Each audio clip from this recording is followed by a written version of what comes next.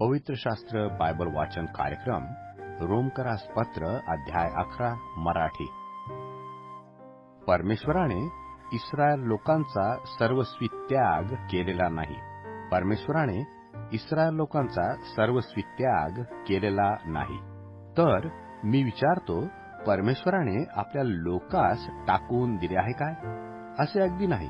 कारण मीही इस्रायली, अब्राहमाच्या कुळातला, बन्यामिनाच्या वंशातला आहे. परमेश्वराला ज्याविषयी पूर्व ज्ञान होते त्या आपल्या लोकास त्याने टाकले नाही. एलियाच्या प्रकरणात शास्त्र काय म्हणते हे तुम्हास ठाऊक नाही काय?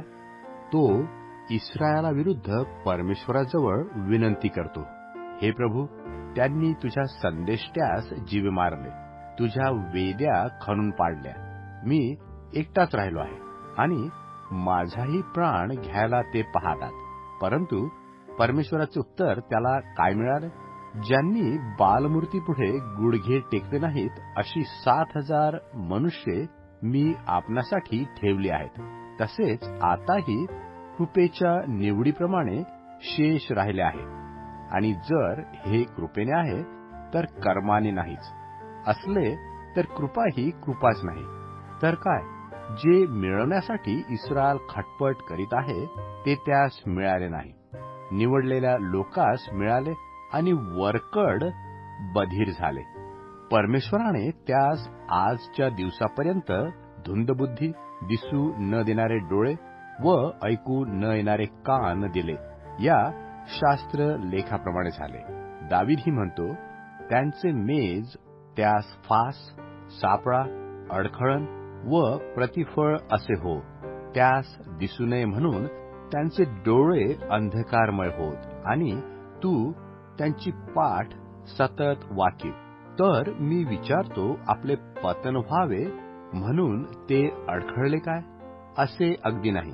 तर त्यास ईर्ष्या उत्पन्न होण्यासाठी त्यांच्या उल्लंघनाने विदेशी लोकांस तारण प्राप्त झाले आहे.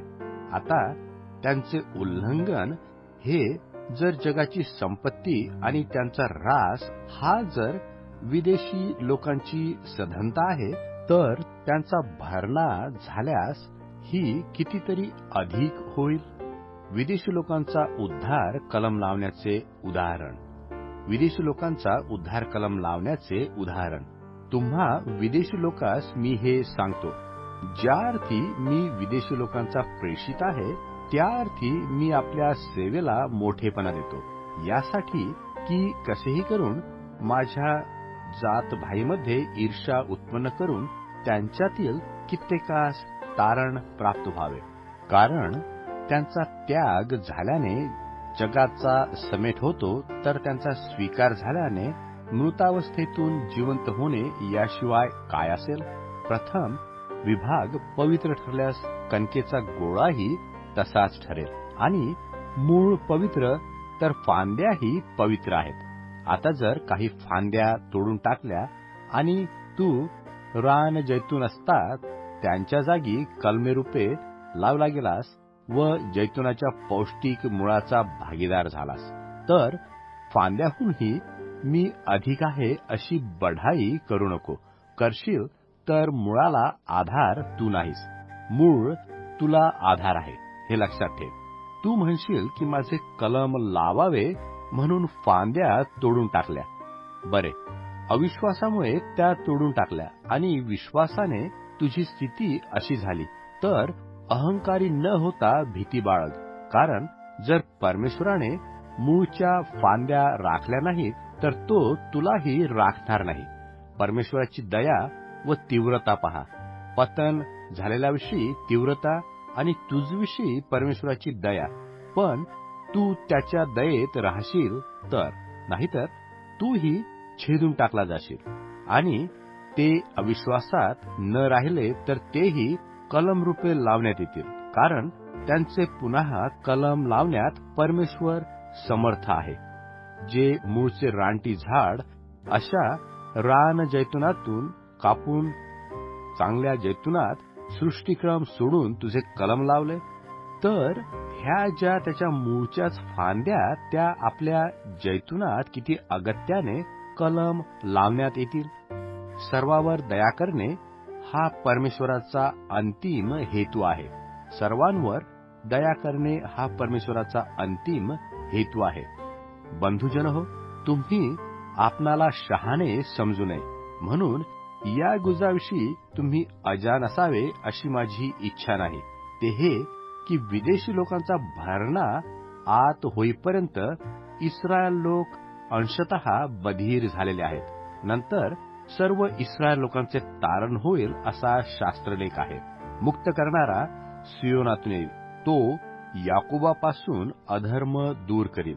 जेव्हा मी त्यांची पापे हरण करीन तेव्हा त्याचबरोबर हाच माझा करार आहे. तुमच्या बाजूने पाहता सुवार्ते संबंधाने ते शत्रू आहेत, परंतु निवडणुकीच्या संबंधाने पूर्वजांमुळे प्रिय आहेत. कारण परमेश्वराला आपल्या कृपादानाचा व पाचरणाचा अनुताप होत नाही. जसे पूर्वी तुम्ही परमेश्वराची अवाज्ञा करीत होता, परंतु आता तुम्हास त्याच्या आज्ञाभंगाने दया प्राप्त झाली आहे. त्याप्रमाणे तुम्हावरील दयेने त्यांनाही आता दया प्राप्त व्हावी म्हणून त्यांनी आता आज्ञाभंग केला आहे. सर्वावर दया करावी म्हणून परमेश्वराने सर्वांस आज्ञाभंगाच्या स्वाधीन करून ठेवले आहे. आहा, परमेश्वराच्या बुद्धीची व ज्ञानाची संपत्ती किती अगाध आहे. त्याचे निर्णय किती गहन आणि त्याचे मार्ग किती अगम्य आहेत. प्रभूचे मन कोणी ओळखले आणि त्याचा मंत्री कोण होता. त्याला प्रथम देऊन त्याची फेड मिळेल असा कोण आहे. त्याचपासून त्याच्याद्वारे तदर्थ सर्व आहे. त्याला युगानुयुग गौरव असो.